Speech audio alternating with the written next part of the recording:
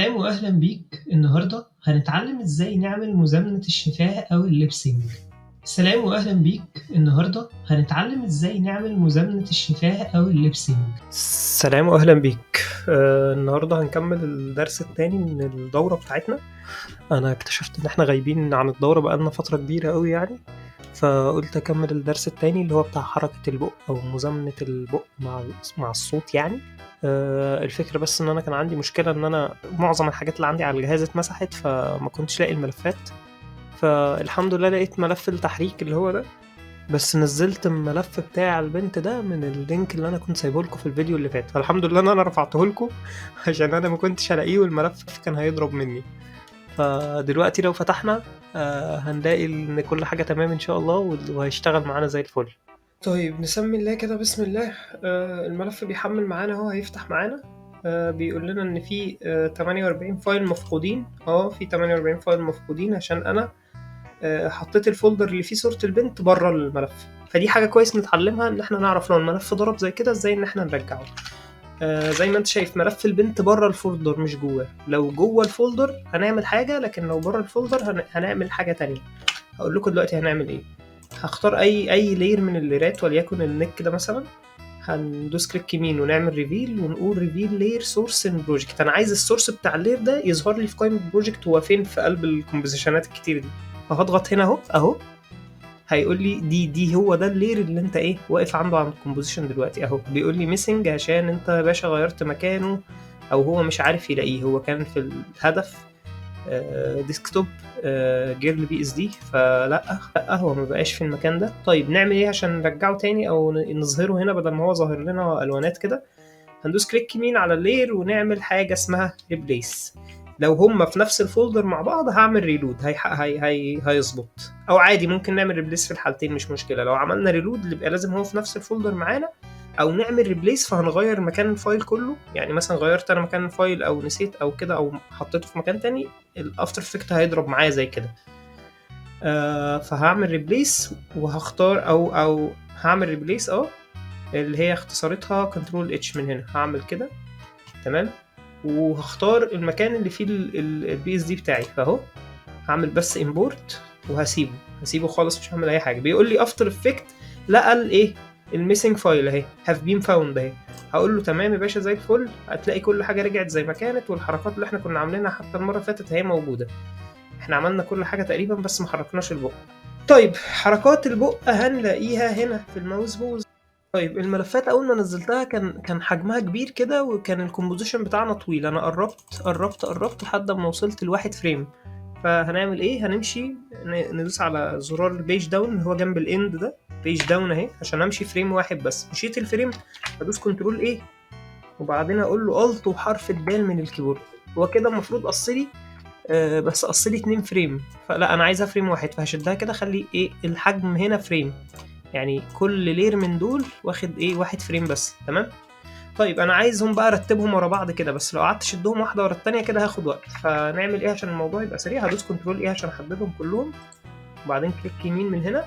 بعدين في حاجه اسمها كي فريم اسيستنت، بعدين هنلاقي حاجه اسمها سيكونس لير. هضغط عليها كده ضغطه هتفتح لي ده. مش عايز اوفرلاب يعني خليهم فوق بعض، يعني ما تسيبش مسافه بينهم، حطهم تحت بعض. ما علينا، احنا مش عايزين اوفرلاب دلوقتي. احنا هندوس اوكي عشان هو يرتبهم لي. لما ده يخلص اللي بعده يبتدي، لما ده يخلص اللي بعده يبتدي، وهكذا. طيب دول 12 شكل للبق. كل شكل ليه اصوات انا كاتبها عشان افتكرها، يعني سي دي جي اللي هي السين والدال والجيم وكده. ده برضو الشه اللي هي الاس اتش، والجه والسه، الجه والصه والشه اللي هي الش اللي هي الاس اتش. يعني ايا كان انا كاتب الحروف عشان يعني ده بي وام وكده. فانا رتبتهم كلهم بحيث ان هم يكونوا اهم يعني في نفس المكان، عشان ده يختفي ده يظهر في نفس المكان. اهو كله في نفس المكان. تمام. وكده احنا رتبناهم، عملنا لهم السيكونس لير بتاعتنا. هنحدد هنروح عند اخر واحد ده. احنا كده عندنا الكومبوزيشن حجمه اطول بكتير من المطلوب، فاحنا عايزينه يبقى لحد هنا بس. فهنروح لحد هنا اهي، وهندوس على حرف الان ونشد البتاع دي او هنيجي عند اللير اللي قبله وندوس حرف الان، هو هيظبطه لوحده. يعني من الاخر عايزين ان الكومبوزيشن بتاعنا ينتهي هنا. طيب هو لسه الكومبوزيشن مكمل اهو، فنعمل ايه عشان ما يكملش معانا كده ويبقى الطول ده على الفاضي؟ هضغط له كليك يمين هنا في اي حته وهعمل حاجه اسمها ترين كومب تو ورك اريا دي. طيب بعد ما ظبطنا الليرات زي ما انت شايف كده قدامك كل لير لوحده، طيب ايه اللي بيحصل؟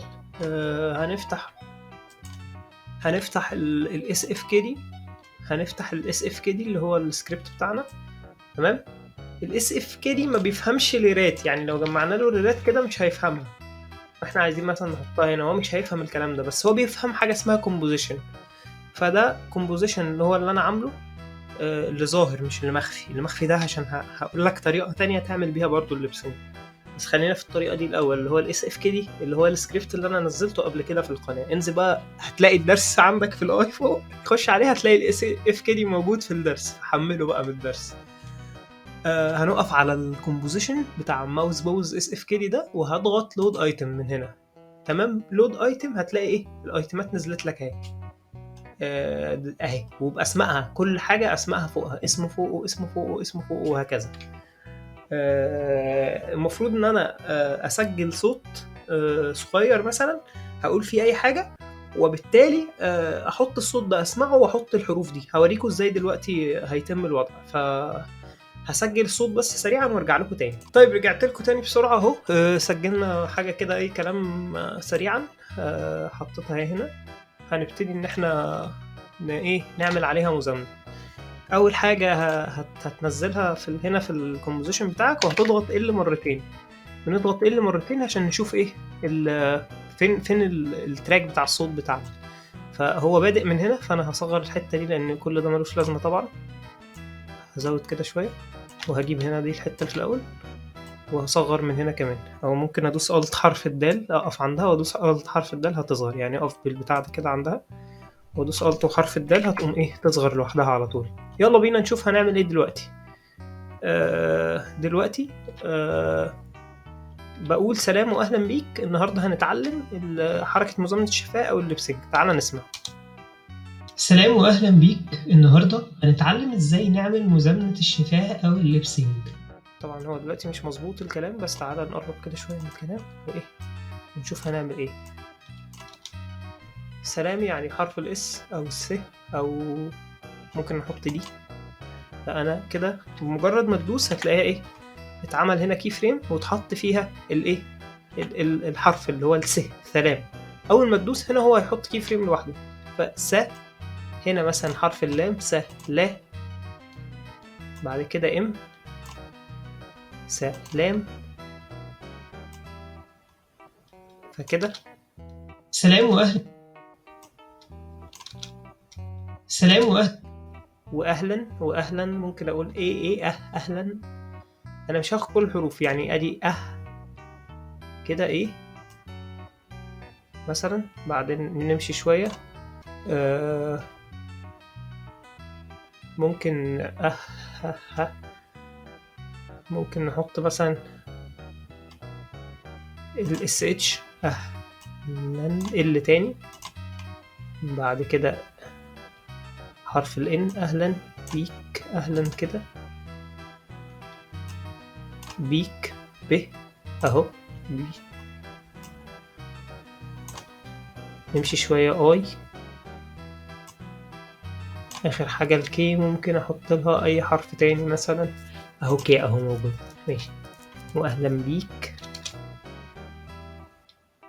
انه ماشي. فلو شفنا الحتة دي كده اللي هي سلام واهلا بيك، بص كده سلام واهلا بيك انه بالظبط، يعني هتلاقيها بتتحرك قرب اللي انا قلته كده. سلام واهلا بيك. هنكمل بقى، هنمشي معاها كلها. هنمشي معاها كلها. سلام واهلا بيك. سلام واهلا بيك.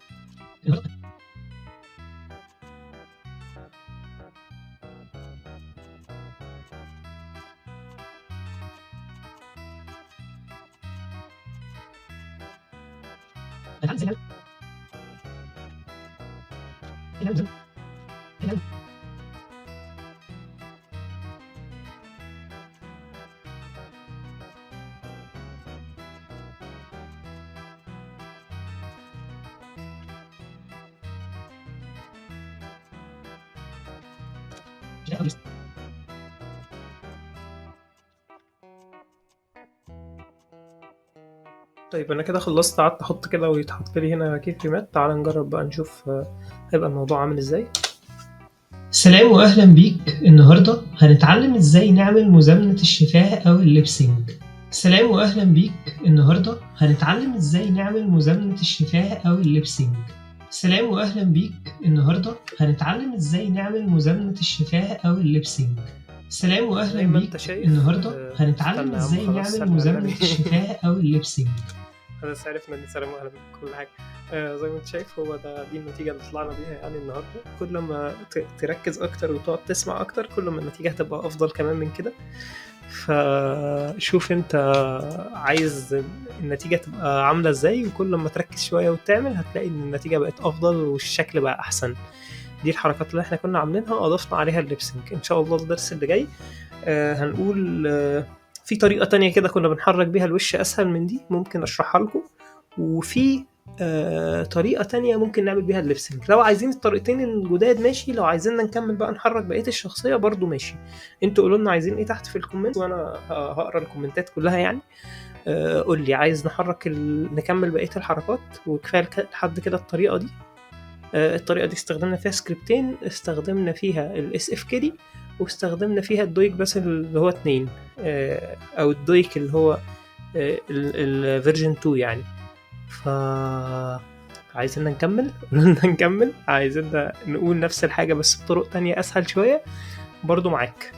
الدرس ده وقته أقل شوية عشان هو في حاجة واحدة بس، لكن الدرس اللي فات كان فيه حركة أكتر من حاجة، كان فيه تقريبا سلام وشكرا ليك. بس كده دي النتيجة اللي طلعنا بيها. يا رب تكون مبسوط، يا رب يفيدك الدرس، ويا رب أكون فعلا قدرت أقدم لك أي حاجة جديدة. سكريبت الاس اف كي دي وسكريبت الدويك هتلاقي الاثنين انا منزلهم في فيديوهات قبل كده. هتلاقيهم عندك في الاي فوق، ممكن تروح تشوفهم دلوقتي وتحمل منهم السكريبت. سلام وشكرا ليك.